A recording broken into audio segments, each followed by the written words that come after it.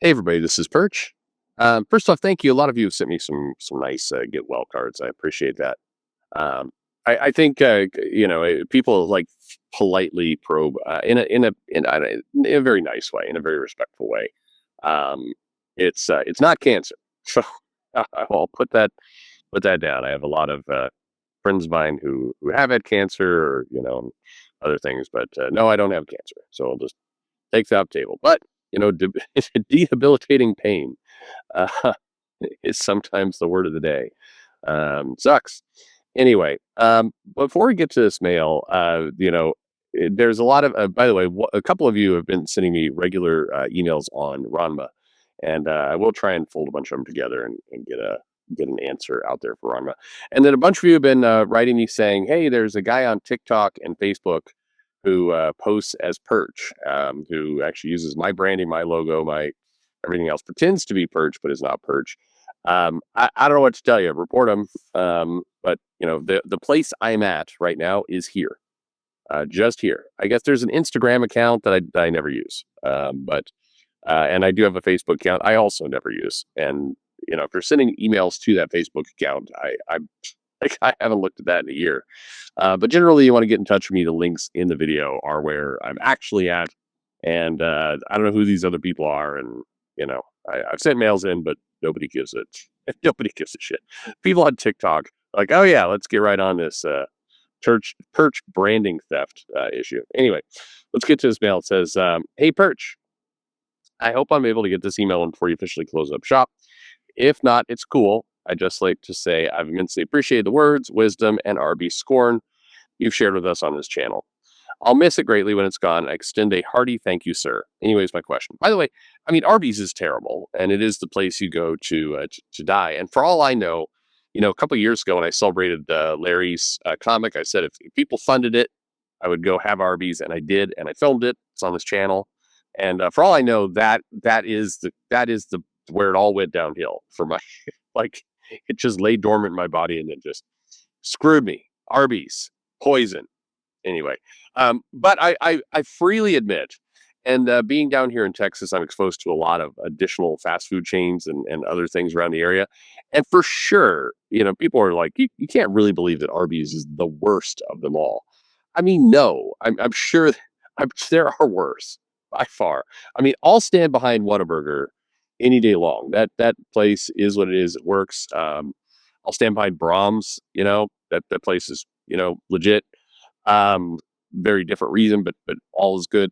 But you get into like there's a lot of chicken places, and I haven't eaten at many of them, but like you get like Golden Chick, and Popeyes doesn't look like it's doing the best these days. So I don't know. Anyway, I'll find some new fast food places to hate on. How about that? That can be if the channel as the channel continues or winds down or wherever we wind up going. I'll find some new fast food places to shit on for all of you. So it's my gift to you. Anyway, if you have any suggestions, by the way, of absolutely miserable crap, feel free. Anyway, all right, back to mail. It says, "I heard you mention you don't like Nightwing. He's my favorite character, but no butt hurt here. And that got me wondering about the character being in an interesting position in the DC universe and pop culture as a whole. Do you think DC could have kept Dick Grayson as the one and only Robin, or was the transition to Nightwing always the right way to go?" It's pretty evident.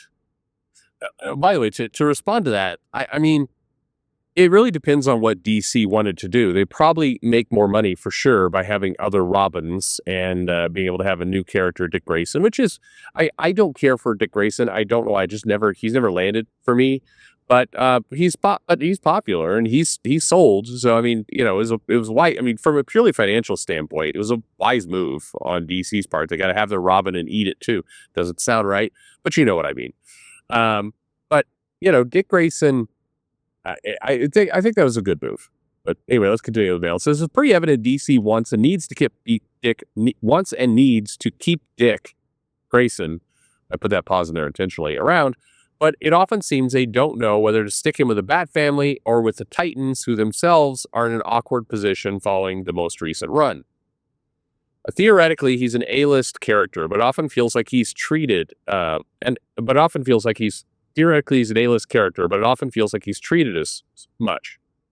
I think he meant he's not treated as such.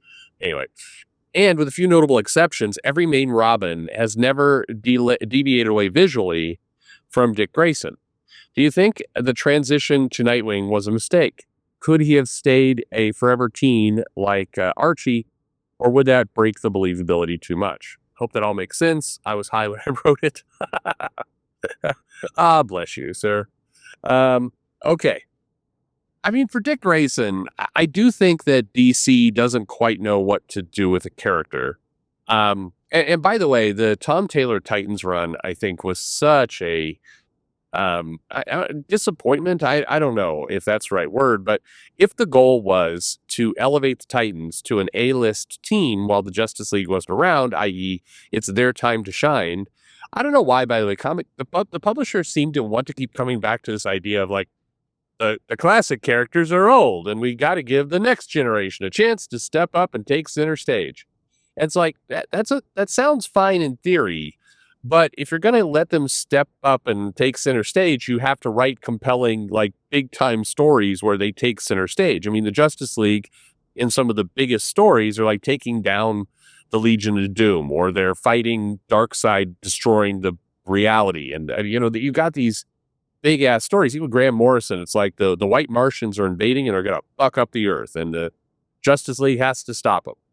And it's like, now let's elevate the Titans. And in this issue, there's a very special child who's addicted to cigarettes, and they're going to try and convince the child not to smoke. Or, somebody is smearing the Titans name on social media, and the Titans have to figure out who's making unfunny memes about them.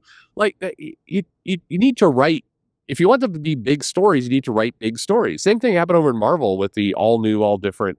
It's like, hey, it's time for, Kamala Khan and the champions and the youth of the Marvel universe to take center stage. And there's a one and done story about them like getting in their like mobile home van and flying to Afghanistan and handing out food. And I mean, I'm not saying that's not noble. It's just, it's a superhero comic. And so when you have the Avengers, like Ultron is actually going to destroy all life on the planet. We better stop him. And then you have the champions over there with, hey, Roxanne is, just trying to manipulate teens on their social media Rox app. It's like, okay, one of those things is not like the other. And you need to, if you want to be big story, big story. Anyway, I digress. I think the Tom Taylor they basically served up to the DC universe the idea that the Titans were going to be the premier team unopposed for a while, and then proceeded to just give us just completely forgettable nothing stories. And by the way, if you love the Titans run, I say this stuff. It's not a knock against you, but it just like there was an opportunity there that he missed. And I think Dick Grayson falls into that. With Dick Grayson, it's like he's on his own. What do we do with him when he's on his own? I don't know.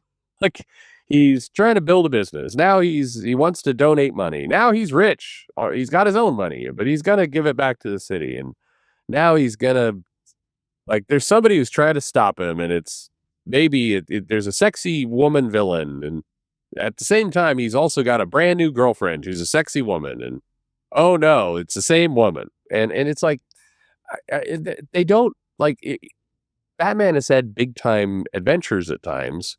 And you'll notice if they want to put Dick Grayson, Nightwing, in a big time adventure where like stakes are high, that often happens in his own comic, it often happens in the Batman comic as a supporting character to Bruce's story, not in Nightwing's comic where, in theory, you should be having some of those stories there.